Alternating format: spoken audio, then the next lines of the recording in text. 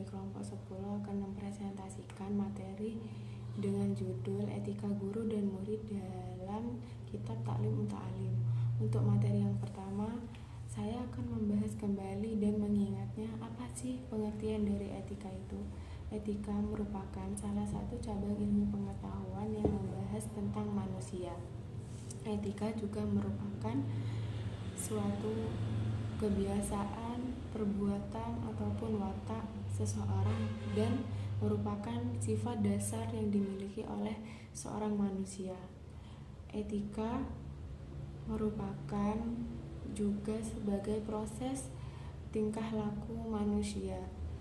Menurut Kamus Besar Umum Bahasa Indonesia, etika merupakan salah satu cabang ilmu pengetahuan yang mempunyai asas-asas akhlak dan moral.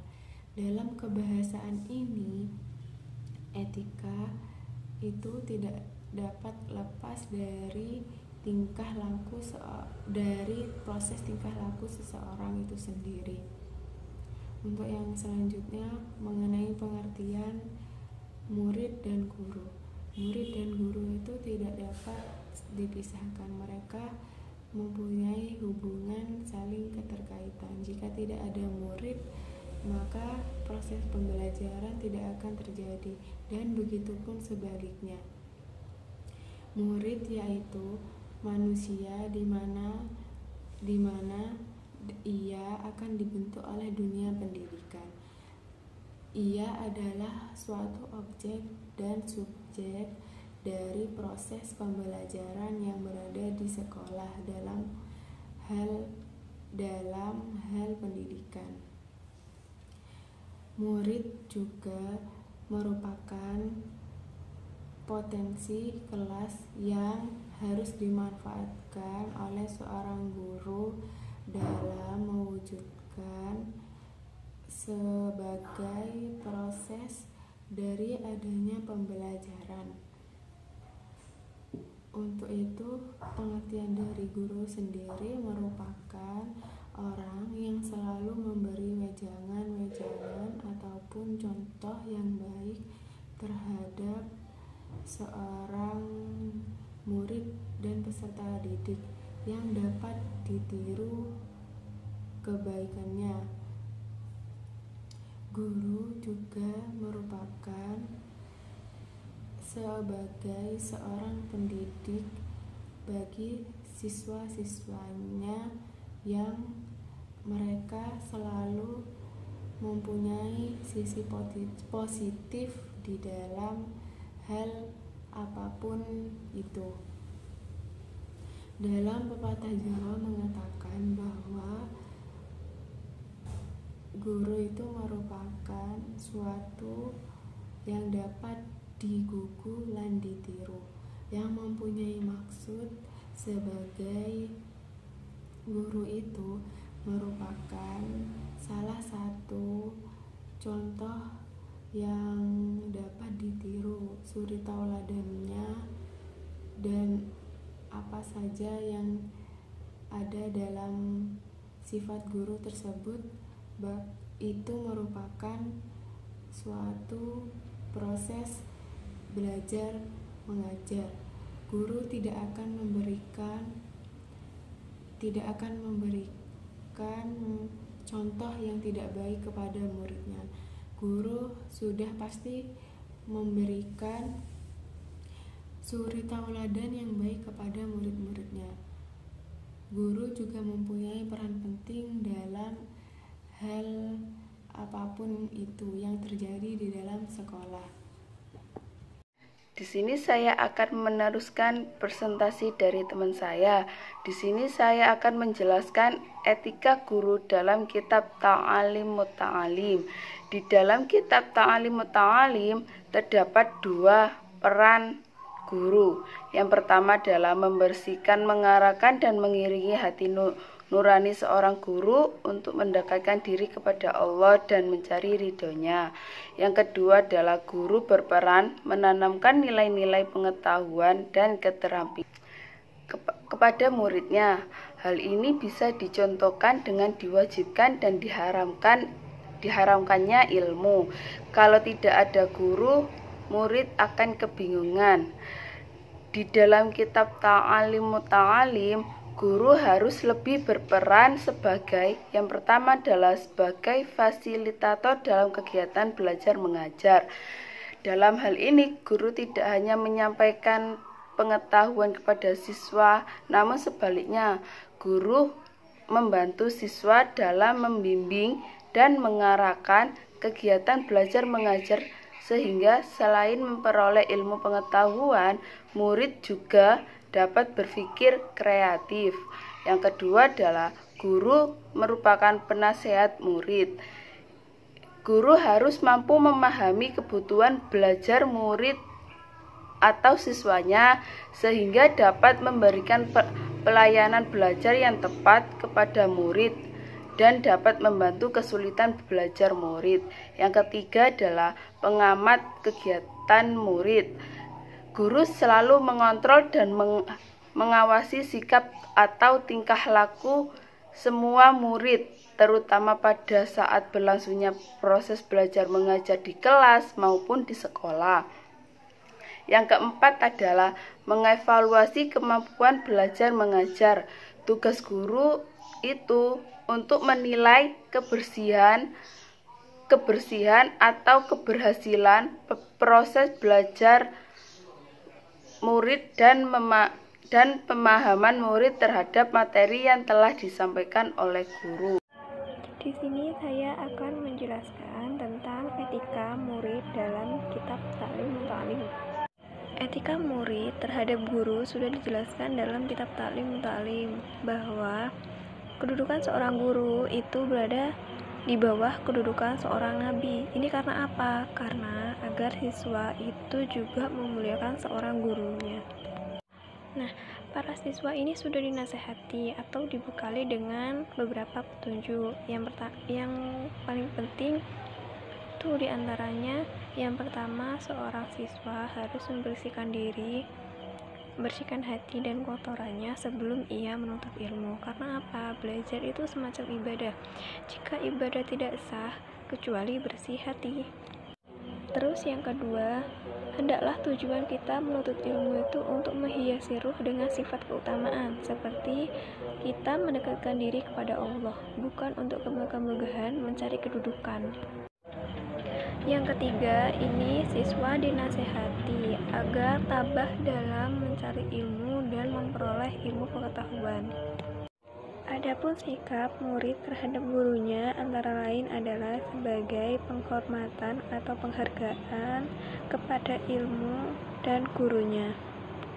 Menurut Az-Zarnuji, ini tidak memisahkan keduanya, sebagaimana ia juga tidak memisahkan antara intelektualitas pendidikan dengan spiritualnya.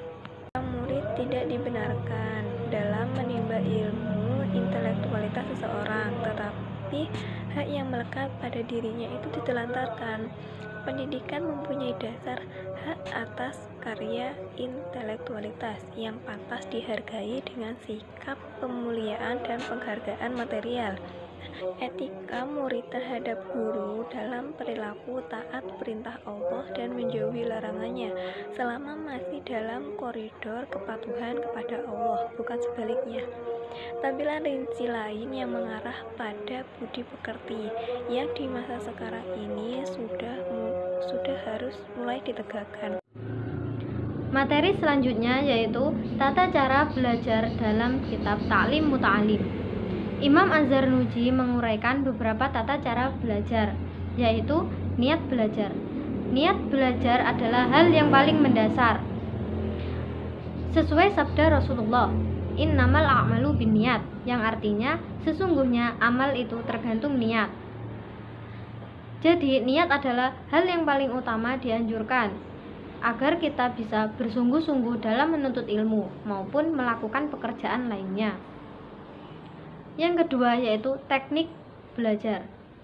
Teknik belajar di sini ada 5, yaitu survei atau menyelidik.